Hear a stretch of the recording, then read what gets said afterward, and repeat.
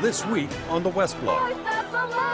Shockwaves in the United States after a leaked Supreme Court draft opinion to overturn abortion rights. In Canada, every woman has a right to a safe and legal abortion.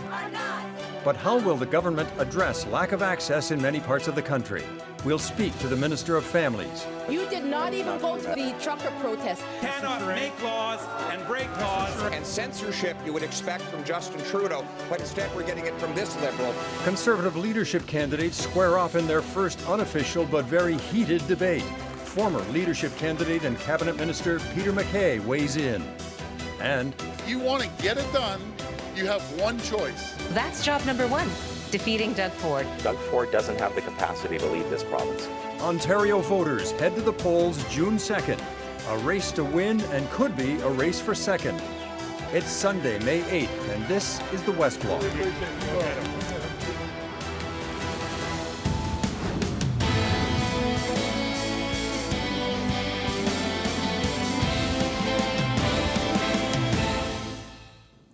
Hello, and thanks for joining us. I'm Eric Sorensen. The U.S. abortion debate spilled into Canada last week, with much of it here focused on women's access to abortion services in areas outside of major urban centres.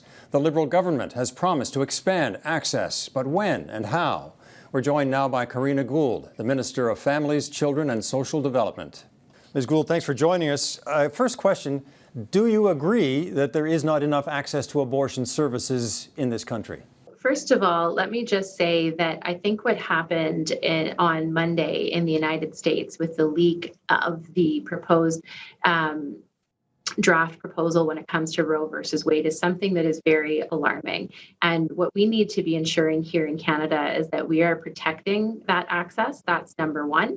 And then we need to make sure that we're expanding it. And so, we need to be doing everything we can to ensure that if someone needs access to sexual and reproductive health services, that service is available to them wherever they live in this country. Well, you've had a few days now to sort of take in what happened south of the border, and the government has had 7 years to take action.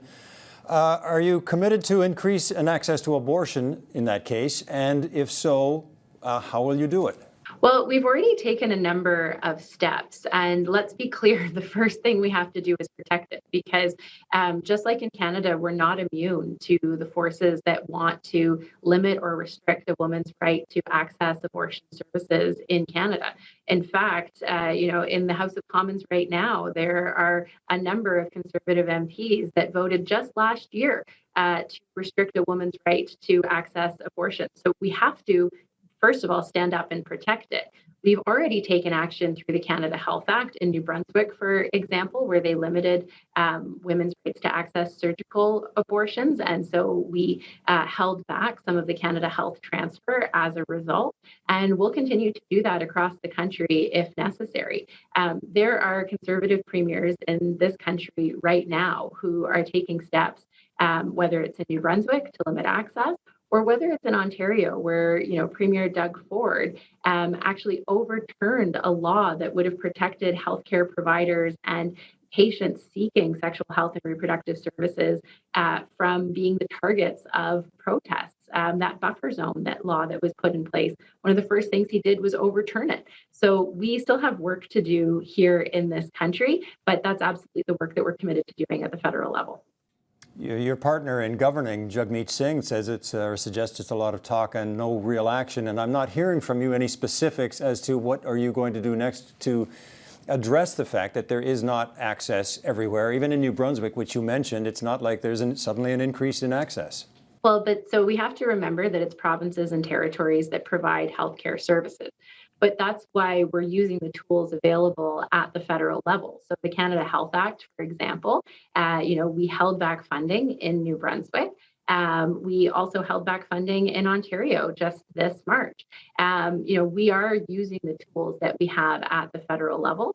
And the other thing that we did in budget 2021 last year was we committed $45 million to support community organizations and clinics that support vulnerable groups in particular to access abortion services, and we'll continue to do that. It's in the mandate letter of Minister Duclos and Minister Ian, and we will continue to work with provinces and territories because it is enshrined in our charter rights the Supreme Court decision in Canada in 1988, when the Morgentaler decision came out, that it is the right, the security of person of a woman to have access to those abortion services. We have to protect it, and we have to keep working with provinces and territories to expand that access.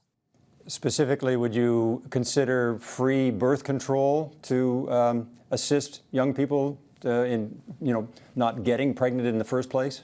Well, let's be very clear. I mean, the reason why people access abortion is for a whole range of reasons.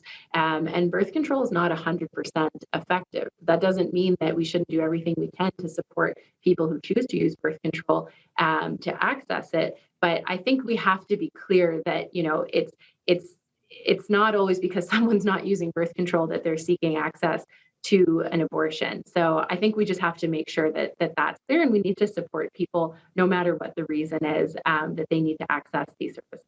No, I mean, we're looking at potentially a suite of options. It's just that we're not hearing of any yet. You're saying that you're kind of addressing it, and you've hit it Ontario, you've hit it New Brunswick. That hasn't achieved anything, and there's been several years to go. Will you meet with the premiers or the health ministers provincially to see if there isn't some way in which you can address the problem? Well, those conversations are ongoing. I mean, the holdback from New Brunswick and Ontario, which is a strong action from the federal government, to say that you have a responsibility to provide these services to your citizens, and so we're using the tools that we have. But none of those happened in a vacuum. I mean, they happened after conversations between the federal and provincial government, between the ministers. Those conversations are absolutely ongoing. And certainly, the message that we send from the federal government is that, the provinces and territories have a responsibility to uphold the charter rights of their citizens when it comes to access to reproductive and sexual health services. And certainly we will continue to press that and to work with them.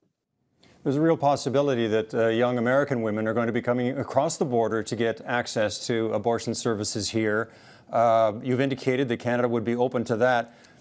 What do you say to that segment of the population in Canada that isn't comfortable with abortion and would be uncomfortable to see that there's going to be more access and more people coming into the country, so there will simply be more abortions in the country? Well, first of all, it is a charter right of every Canadian to have access to this service. So that is the right that is already enshrined in our charter, and one that we must uphold. The second part of it is that, Roe versus Wade has not yet been overturned. That being said, there is enough support at the Supreme Court level, but it doesn't mean that access to abortion would be restricted across the entire United States. There will still be states, for example, California, that will be providing access to abortion services.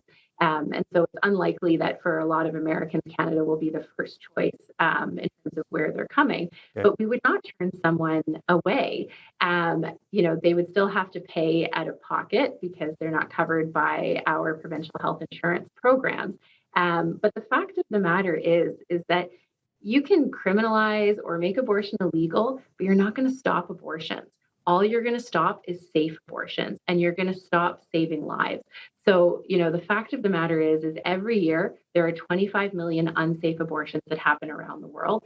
And there's very clear evidence that the proportion of abortions that occur in countries where it is legal versus where it is illegal is roughly the same. It's just you have safe abortions or you have dangerous ones. All right. Karina Gould, thank you for talking to us. Thank you so much, Eric. Up next, after a raucous opening debate, all 6 Conservative candidates line up for another brawl this week. Peter MacKay knows what it's like, and he joins us next.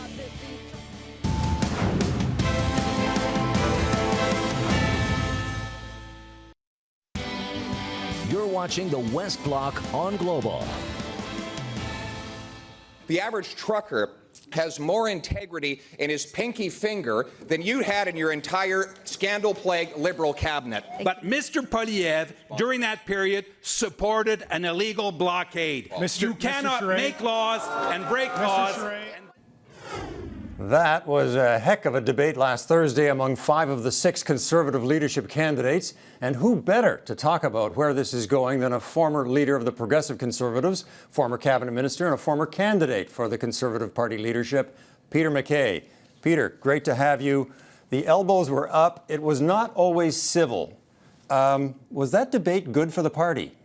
Well, acrimonious, not civilized, as you've said.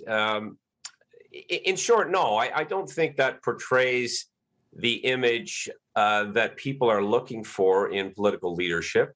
Having said that, leadership contests by design are intended to test the mettle of potential leaders and their ideas, and to see if they're tough and able to defend and more importantly, articulate those ideas and vision.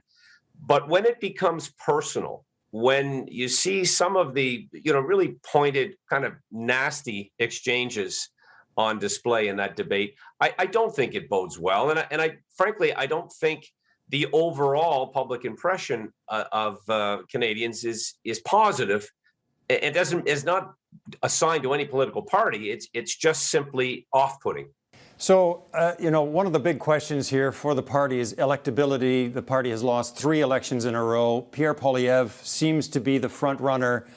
After you saw sort of his message, his style, sure, maybe he can win the leadership. Can that win a general election?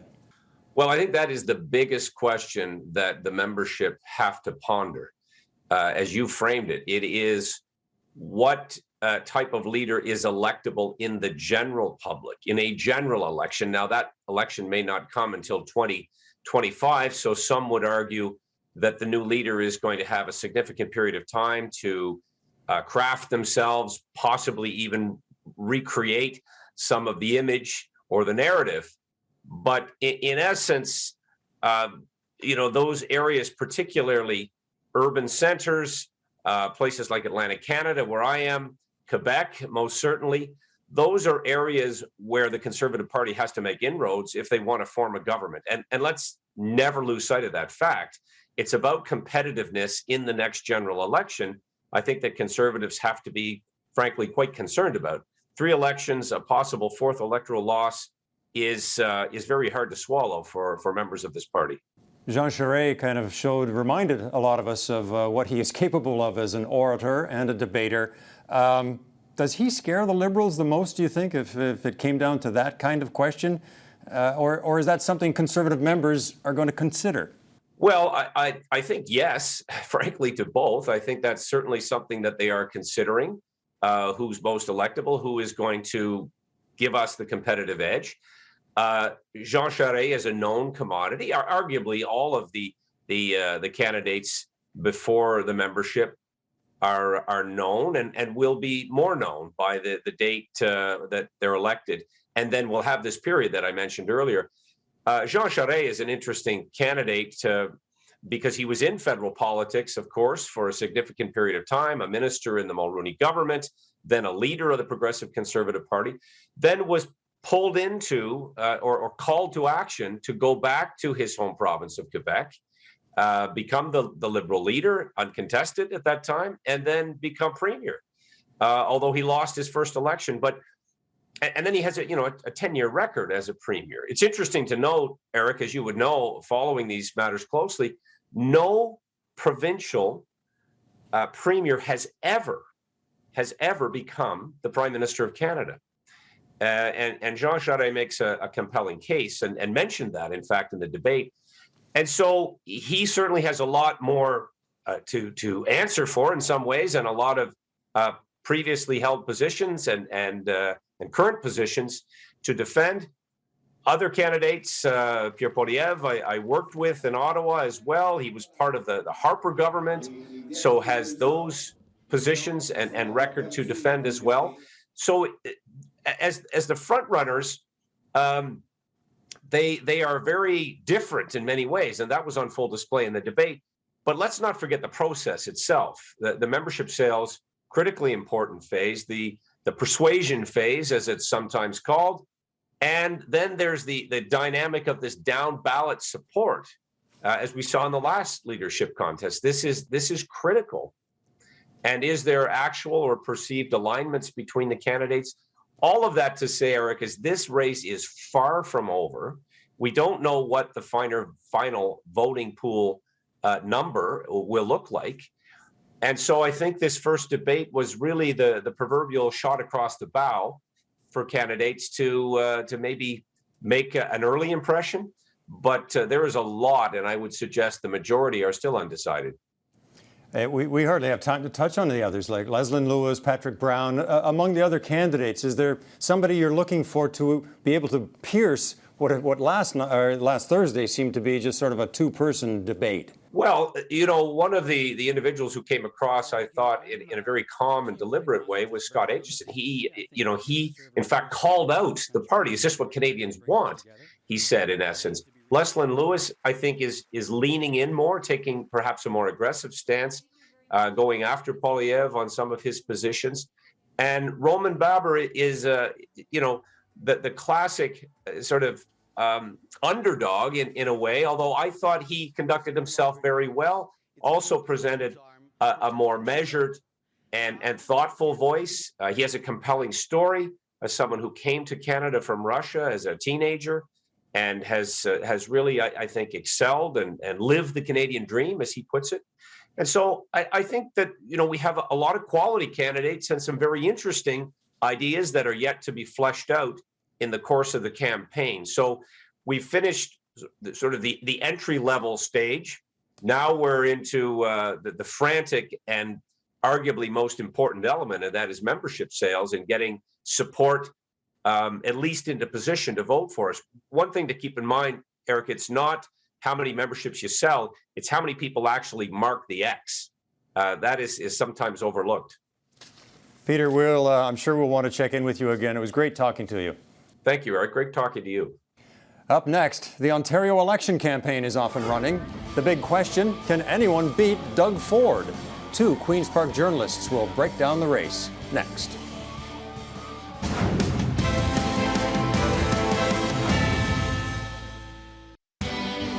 You're watching the West Block on Global. The Ontario election is in full swing, and Doug Ford appears to have a big head start. An Ipsos poll done for Global News gives Ford and the PCs a 13-point lead among decided voters. In what might be a fight for second, the Liberals and NDP are neck and neck, and the Greens are further back. Worth noting, 13% were undecided, the poll taken just before the race began. Joining us now, Sabrina Nanji, founder of the Queen's Park Observer, and Robert Benzie, Queen's Park bureau chief for the Toronto Star. Well, Doug Ford appeared to be cooked a couple of years ago, Sabrina, and we've been through a pandemic. What turned it around for him? Yeah, what a difference 4 years and a pandemic can make for the Conservative leader, Doug Ford. He's closing out the first week of the campaign sitting pretty. I'm sure that Conservatives are feeling good right now. As you mentioned, leading the pack by far in a lot of recent polls, and even in the GTA too, which I think is an area that can make or break you. And the bigger question is whether he can pull out a majority or a minority. And he's doing well in the GTA and even Toronto proper in one recent poll that we saw. So it still feels like it might be anybody's game. It's still early in the campaign and campaigns matter. We're still waiting on some platform details and a full platform from the Liberals. But the Conservatives are going in it feeling very confident. Rob, history favors Ford in this, being elected to a second term. That's usually the way the vote goes in Ontario. Ontarians almost always vote for a premier of a different stripe from the Prime Minister. And here's the premier having a kind of a relationship with Justin Trudeau just on the eve of the campaign. Explain what that's all about. Well, you know what, Eric, the 2-year pandemic, to Sabrina's point, has changed the dynamic. And Premier Ford has worked very closely with Prime Minister Justin Trudeau. The provincial Conservatives and the federal Liberals have had to work together on vaccines, on personal protective equipment, on financial supports for Canadians through the pandemic. So that has kind of forced Ford maybe more into the middle of the road. He's a different kind of candidate than he was 4 years ago, much more of a moderate, frankly. I mean, the recent budget that they tabled just before the election, that is in fact the Tory platform. The budget didn't pass the House. It's the biggest spending budget by far in the history of Canada, or it's the history of Ontario, biggest provincial budget in the history of Canada too, and spending something like $40 billion more than Kathleen Wynne's last budget. So 25% more than the previous Liberal government's biggest budget. And that was just 4 years ago.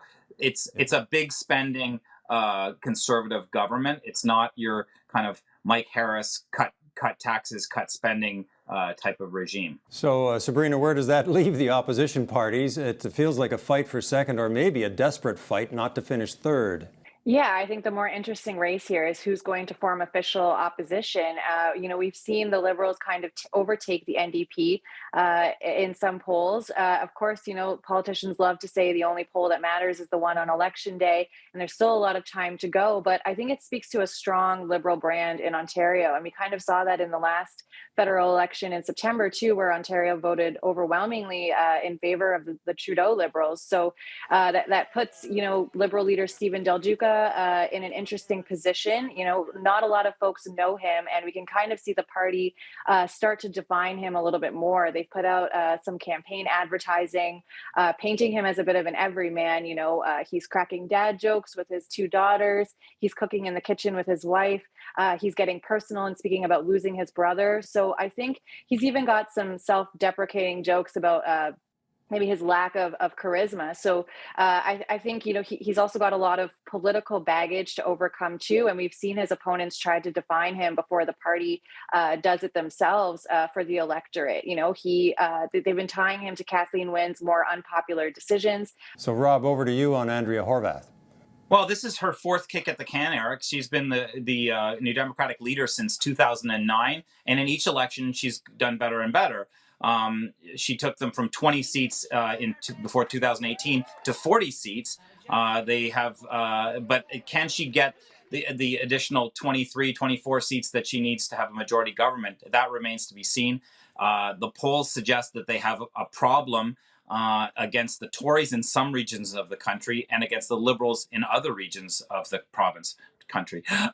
It's a tricky three-dimensional chess for the New Democrats. It's been tough for them as official opposition because for 2 of those years we were in the pandemic. So yes, they were in the legislature, but there wasn't the same kind of dynamic in the House because there weren't very many people there. A lot of the talk was just on the pandemic and COVID-19. It wasn't about other things that they now want to talk about. One of the things I'm watching for is more pocketbook issues from the NDP, because I think there's that the Tories may be vulnerable on some of that stuff. Gasoline prices hit $2 a liter on Friday in Toronto, a record. So people are feeling the pinch of soaring 6.7% inflation. I think that there could be some vulnerability for the Tories on that front, but the NDP really haven't drawn blood on it yet.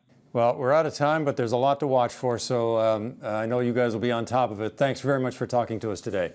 Thanks, Eric. And that is our show for today. Thanks for watching. And to all the moms, we'd like to wish you a very happy Mother's Day. For the West Block, I'm Eric Sorensen. We'll see you next Sunday.